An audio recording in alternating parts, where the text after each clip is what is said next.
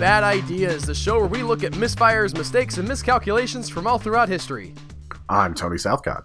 And I'm Albert Berg, and today's episode is brought to you by our featured patron, Theophilus, and some numbers that I'm not going to say. What's up, Theo? Today's bad idea is one of the greats, one of the big bad ideas that almost everybody has heard of, and honestly, I'm a little shocked it has taken us till now to get to it. Today, we're going to be talking about Chernobyl. Sometimes it's the size of the bad idea that's a little bit intimidating. It's like we want to do justice to the topics we talk about, and Chernobyl's huge. Right, and so now that HBO has a multi-part series covering every detail of this, we thought, hey, let's hit this with our 30-minute podcast that we do. We can compete. Did you end up seeing that yet? I have not yet seen the HBO series, which is a little bit worrisome to me. If you're coming to this and you have seen that, I don't know which details I'm going to be repeating, or if I'm going to be bringing any new information that they don't hit on that. I don't have any frame of reference for that. I just looked at as many sources as I could find, and interestingly enough, my interest in this goes all the way back to high school, Tony. I had a 20th century history class that I took where we each decade had to write about significant events. And in the decade of Chernobyl, I wrote about Chernobyl. So I am actually rehashing some old ideas and bringing a lot of new stuff to the table. It's weird. Now that I'm an adult, I'm writing a lot more papers and doing a lot more presentations than I ever did in high school. Yeah, it's one of those things where like, you're going to use this every day. It's like, no, I won't. And then we kind of do for a lot of the English stuff. The weirdly ironic thing about Chernobyl and the disaster that happened there is that it occurred during a test that was designed to prevent disaster. The Soviet Union, which at the time included the area where Chernobyl was worried about what would happen if one of their reactors had a catastrophic loss of power. And the biggest potential source for a catastrophic loss of power would have, of course, been a strike from an enemy force like the Americans. And they'd already seen something like this happen in Iran, where one of their Soviet-designed reactors had been hit by the Israelis, and things had gone badly there for that reactor. They wanted to avoid that fate for their nuclear reactors, so they were running some tests trying to find ways that the reactor could withstand this kind of an attack. Didn't that attack happen like a week after it was finished, or like right before it was finished too? Like they barely got to use the entire reactor? I didn't dig into the Iranian attack, Tony, so I don't know. It sounds like you have more information about that one than me. I was so focused on Chernobyl that I didn't get any of that stuff. I just thought about like how it's like brilliant, but it's also so rude for them to be like, well, your state just spent millions and millions and millions and hired all these people and got this all set up, and then blew it up when it was done rather than sabotaging it while it was being built. Well, that's the crafty Israelis for you. Now, the reactor at Chernobyl was a special Soviet design that was called the RBMK reactor, which essentially was Russian for super great, awesome reactor that we built. And the RBMK reactor was attractive to the Russians because it could run on regular uranium. Normally, if you want to have a nuclear reactor, you have to have enriched uranium, but enriched uranium is somewhat difficult to produce. An RBMK reactor could run on just raw uranium you dug up out of the ground and purified. The downside of this type of reactor, though, was that it got unstable if you ran it at very, very low power levels. It had something called a positive void coefficient, and I don't understand entirely everything about nuclear reactors. I know everybody's shocked. I mean, I did spend a whole 2 weeks reading up on this. How dare you not become a nuclear physicist for this episode? I apologize. But despite the egg on my face, what essentially that means is the water that you have running through the reactor, which is how reactors make their power, they produce steam, that can boil. And when water boils, it turns into steam, and those bubbles aren't great in this kind of reactor. because the water in its liquid state absorbs the neutrons and slows the reaction down. This reactor was particularly susceptible to bad things happening if the water started to boil and that density was no longer there. So, at Chernobyl, they're starting this test, and they have to do a drawdown of one of the reactors in the plant throughout the course of the day. This is a plant with 4 separate nuclear cores. They're only doing this test on one of them, and throughout the course of the day, they're gradually spinning down this core.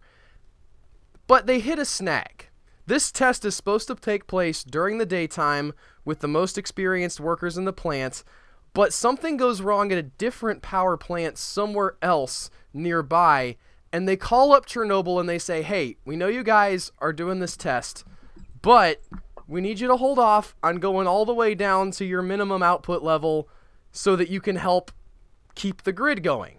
And so Chernobyl says, fine, we'll push the test off. They wait until sort of everybody has gone to bed and the demand for power has gotten lower. And this makes a certain amount of sense, right? Because you're in the Soviet Union, you don't want people to have rolling blackouts, and to them they think this is probably a good idea to keep this up. It's just a test.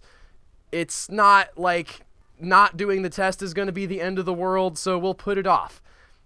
The problem is, when they put it off, the actual execution of the test is now moved in time to the point where the shift change between the daytime crew and the nighttime crew is going to happen.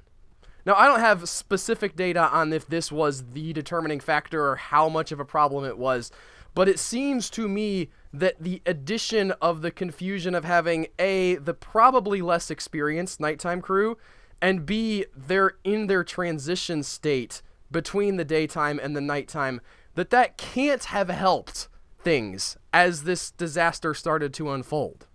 Yeah, it just sounds like you're begging for communications errors.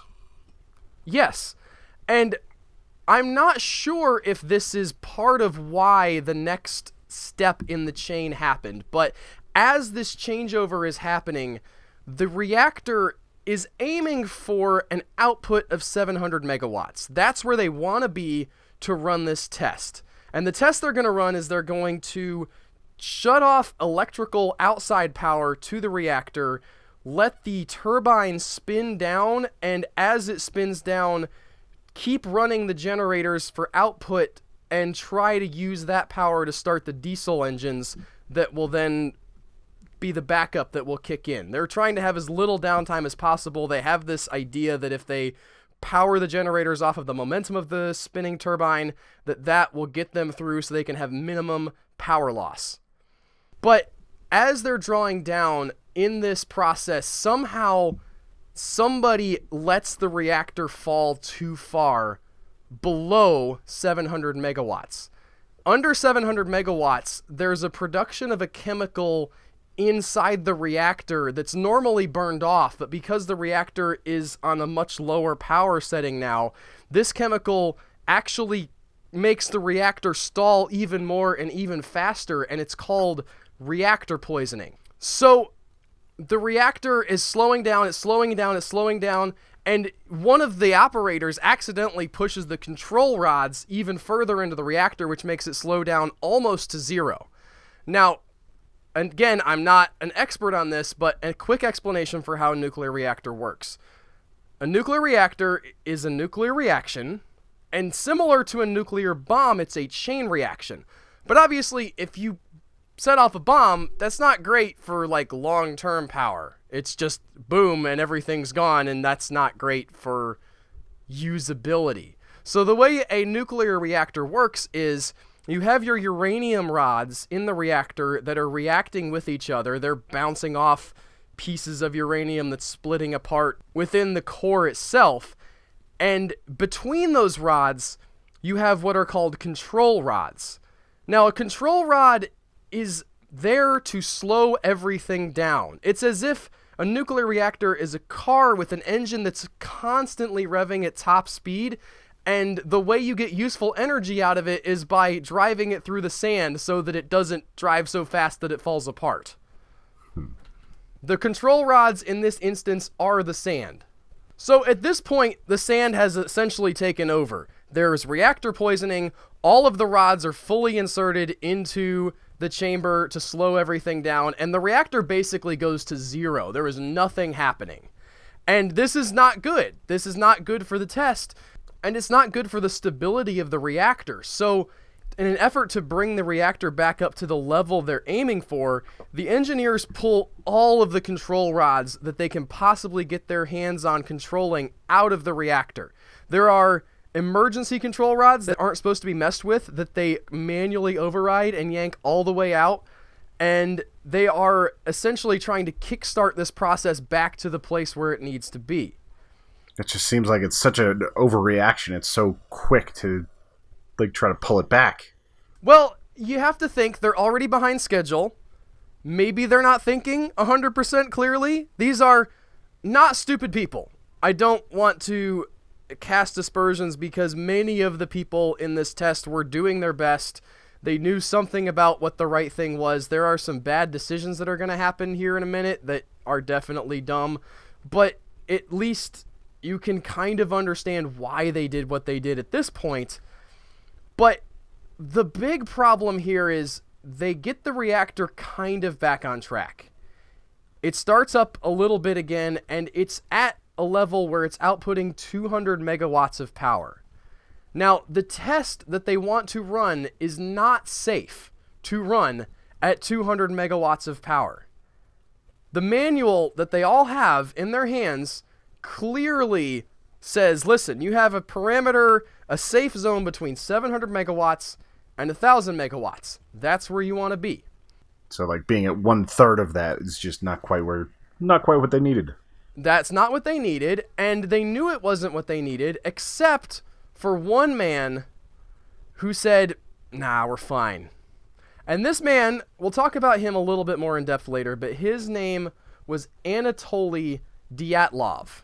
And if you're looking for a villain in this story, Anatoly Dyatlov is a good one, because he makes the worst decision he could make, and he's the guy in charge. Several of these workers object vehemently that this is not a good idea. They have the manual in front of them. They understand that they're dealing with nuclear power. They do not want to blow up themselves and the nearby town where their families live. They know that this is not the right decision, but Anatoly is convinced that he's right. He believes that nuclear power is as safe as toast, and he says, you guys are not only wrong, but you're basically traitorous. And he pulls the main guy who's in charge of actually operating the reactor off of his post and puts somebody else in, just so he'll have somebody who will do what he tells them to do. It's so bizarre. I'm just trying to think of whenever you start dropping treason in Soviet Union, that's a much more serious allegation. Well, again, that's something we'll get to a little bit in the human side of the bad idea. I do want to cover the technical here, because the technical is almost the boring part to me. It's interesting to have the details here, but the human side of this is really where all of the failures happen, and I'm going to get to that in a minute. So hold your horses. We're definitely getting there. But Anatoly gets his way, and he starts this test. Now, here's the problem. The reactor has now been running at the wrong capacity for a while, and from what I could tell, the pumps that are supposed to cool the reactor down have been running in overtime. The way a reactor works is you have water that flows through it, it turns into steam, it also cools down the reactor, but the water that's supposed to cool it down, it's got to pump out, it's got to cool down in the big cooling tower. You know, if you've seen a reactor in movies or whatever, you have that giant tower. That's so the water can cool off so it can go back into the reactor. But because these pumps have been operating at high speed for a while now, the water hasn't had time to cool down as much as it should. So it's already relatively hot, and now Anatoly Dyatlov orders that the reactor be shut down so that they can spin up the diesel generators, like I mentioned earlier. Well, what happens is the water that was somewhat overheated is now just sitting unpumped inside the reactor. And in this environment, it starts to get hotter and hotter, and it boils. And as we mentioned earlier, once you have boiling water, you have this big pocket of steam, which is no longer slowing down the reaction. You also have almost all of the control rods removed from the reactor, so you suddenly have this reaction speed up at an incredible pace. And they do the thing that they were intending to do. They get the handover passed to the diesel generators, and they get the reactor back online, and when they do, it's already skyrocketing out of control. Its power output is climbing at an exponential rate. Things are doubling every couple of seconds, and the control room understandably goes into a panic, right? You've got essentially a nuclear bomb here.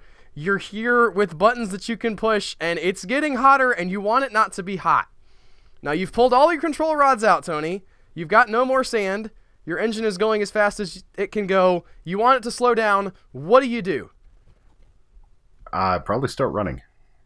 Well, no, you want to slow down the car. You need to put the sand back, right? You need to put the more control rods in, which is what they do. They say, oh, control rods in, emergency. They hit the button to drop all these control rods.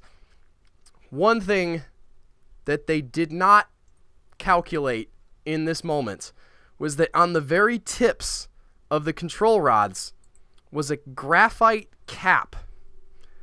And this little cap reflects the neutrons that are bouncing around in this reactor back down into the reactor. So in the moment that they're trying to slow it down, for the briefest window, they've introduced an element that actually speeds it up.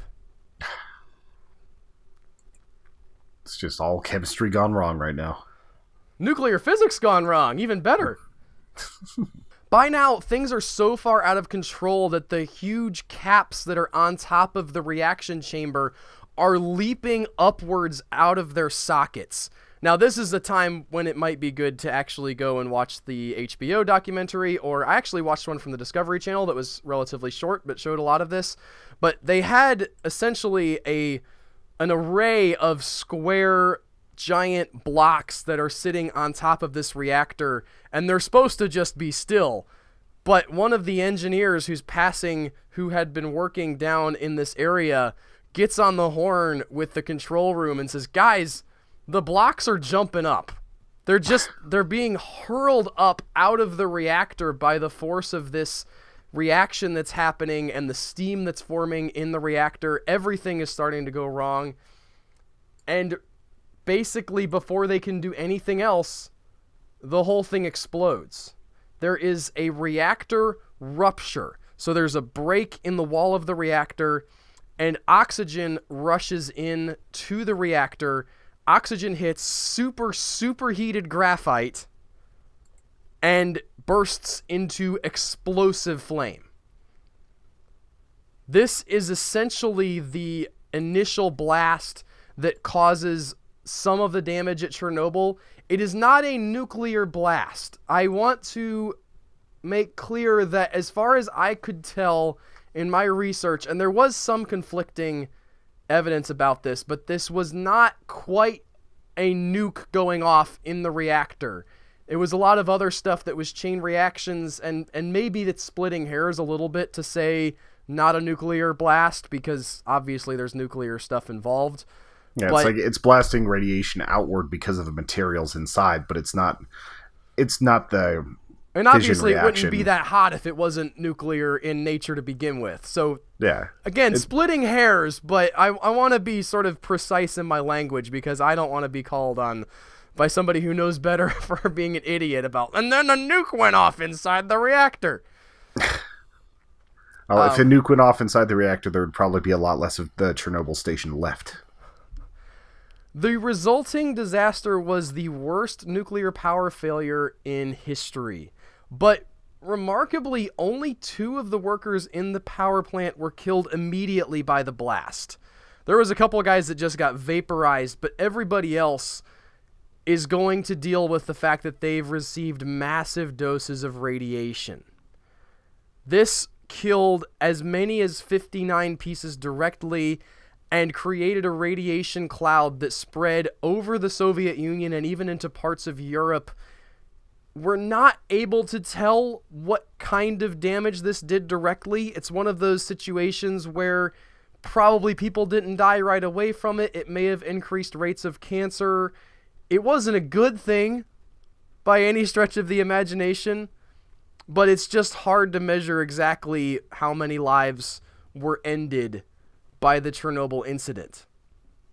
Yeah, it's like the environmental effects for years and years and years afterwards. There's so much that could have been caused by it as far as the radiation exposure.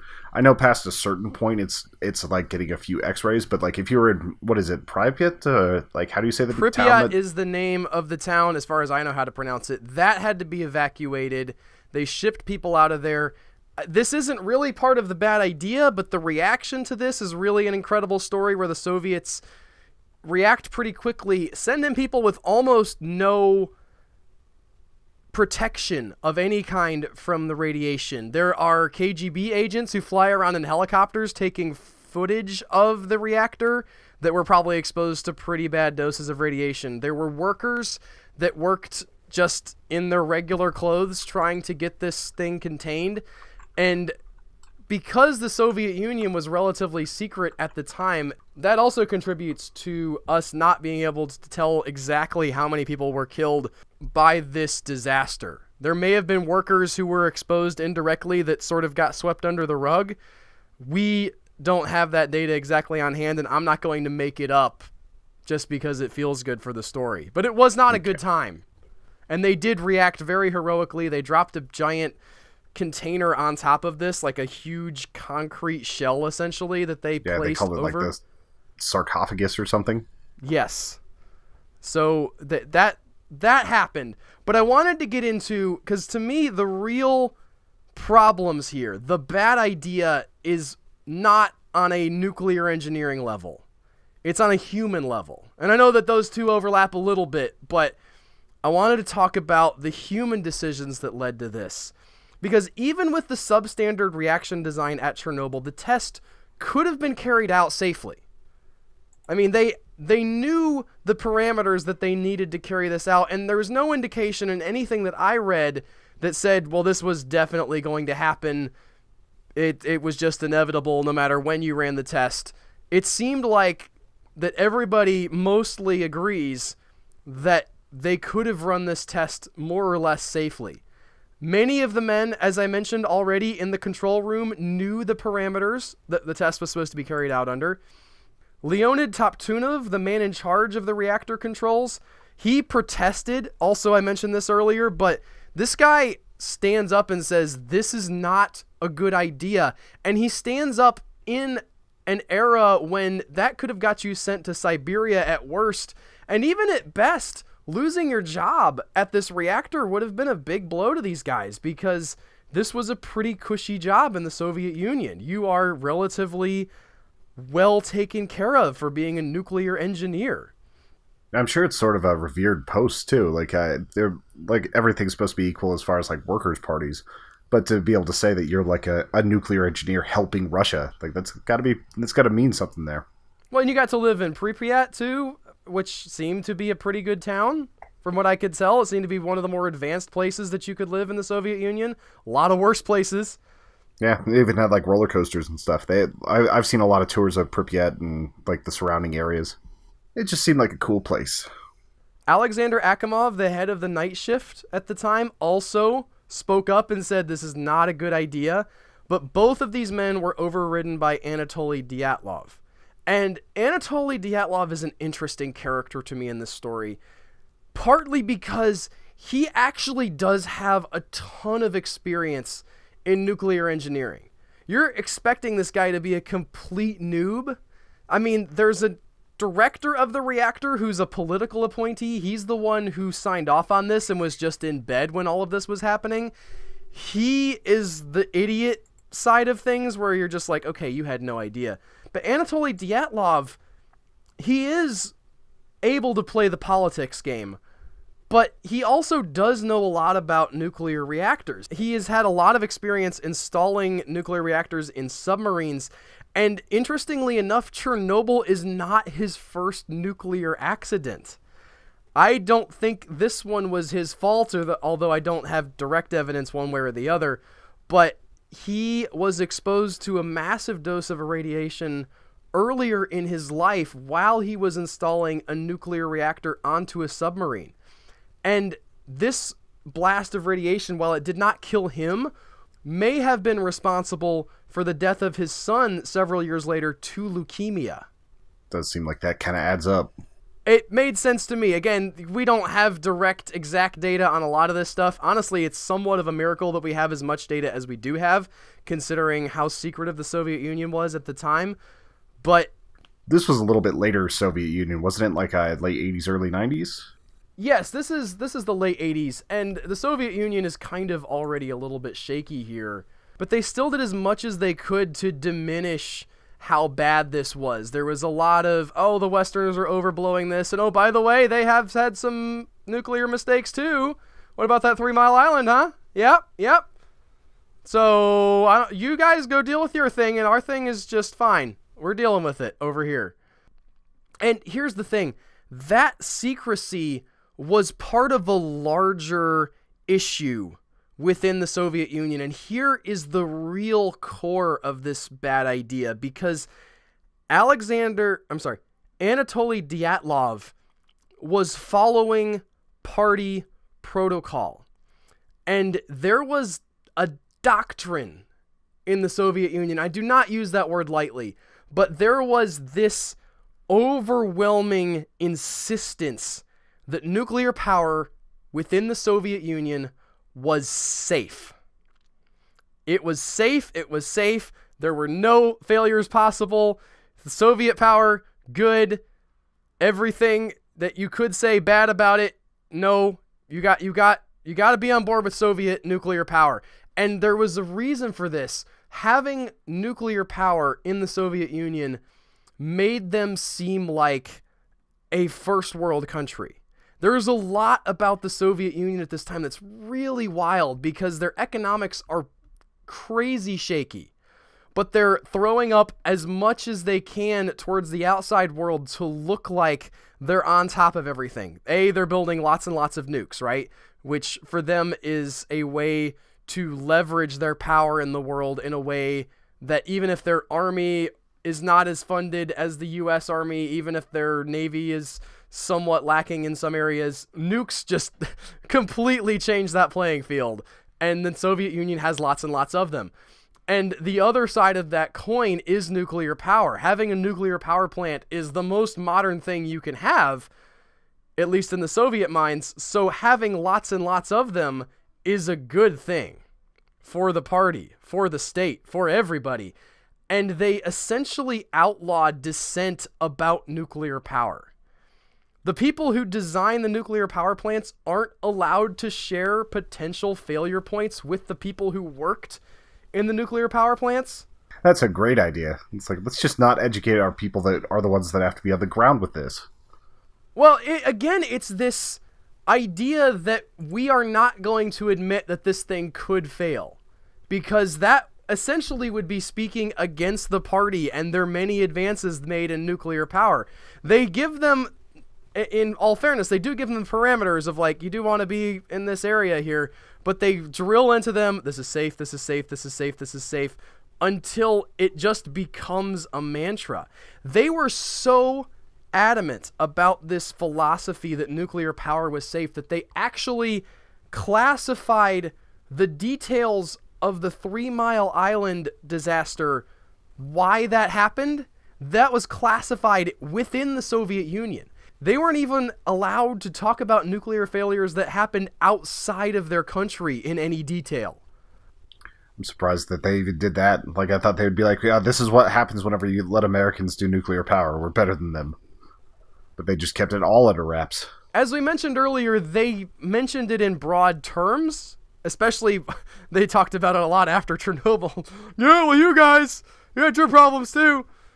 But they had kept any details of any problems under wraps, and really that attitude of willing nuclear power to work by state fiat, to me, is the ultimate bad idea here. I think that nuclear power, in its proper context, used carefully, is a great solution for a lot of things on our planet. I am in favor of its implementation, but I'm in favor of it being as safe as possible and being aware of the potential dangers. You cannot... it's like you gotta have safety measure on safety measure on safety measure so you don't get like a Fukushima or a Chernobyl or anything like that. And I'm definitely in agreement with nuclear power. It's like I keep hoping that they'll come up with like pebble bed reactors and like thorium reactors that are gonna be safer. It's just a long road getting there.